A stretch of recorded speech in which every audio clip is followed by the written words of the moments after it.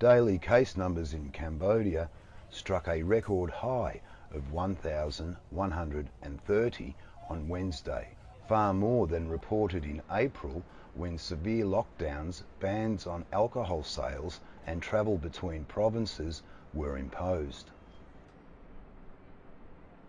Cambodia, though, like most developing countries, faces a range of problems not typically associated with wealthier countries in the West, particularly overcrowding in the capital, Phnom Penh, where several people often rent one room, in some cases one bed, to find a few hours sleep away from the grind outside. Bradley Merg, a senior advisor to the Cambodian Institute for Cooperation and Peace, says people here simply don't have the space, security or access to health services and supermarkets of those in the leafy suburbs of countries like the United States. There are naturally going to be challenges in light of the level of development, in light of the daily needs of the population, etc. Ultimately, a permanent lockdown or long-term lockdown is simply not a feasible strategy in Cambodia or in Phnom Penh specifically.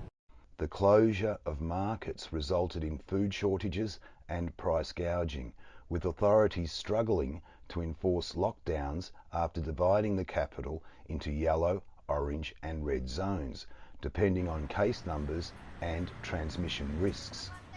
Restrictions have eased, but schools, bars, gyms and many other businesses remain closed, while restaurant hours have been curtailed with strict social distancing and other health measures in place. Hang Sokantia, an academic and author of I Am a Daughter, a book about female empowerment in Cambodia, says life during the pandemic has been harsh for the poor. A lot of the poor families live very close to each other, and which is where a lot of the red zone was located. When they live together and then they spread the COVID infected even faster, and without market, without having the living income, they just cannot really make much of the living. Cambodia had emerged relatively unscathed from the pandemic during its first year, but that changed on February 20 when authorities say 2 Chinese women bribed their way out of quarantine, went out dancing and spread the disease. Since then, the number of confirmed cases has climbed from less than 500 to more than 50,000, with more than 44,000 recoveries and 602 deaths. However, Cambodia is ranked second after Singapore in its vaccination rollout among the 10 Association of Southeast Asian Nations countries, after securing about 11 million doses of Sinopharm and Sinovac from China.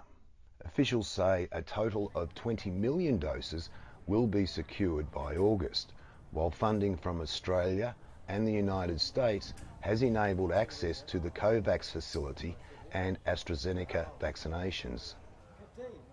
And when one places Singapore in comparison to Cambodia, in terms of level of development, level of infrastructure, etc., it's truly remarkable that Cambodia has had this level of success in its all-of-government campaign to roll out vaccination as quickly as possible.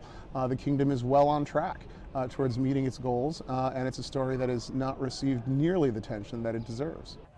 About 18% of Cambodia's 16.5 million population have been fully vaccinated, while a quarter have received a single dose. Cambodia hopes to reach herd immunity with 10 million people vaccinated by the end of the year, and it wants to reopen its tourism industry in the 4th quarter to fully vaccinated tourists.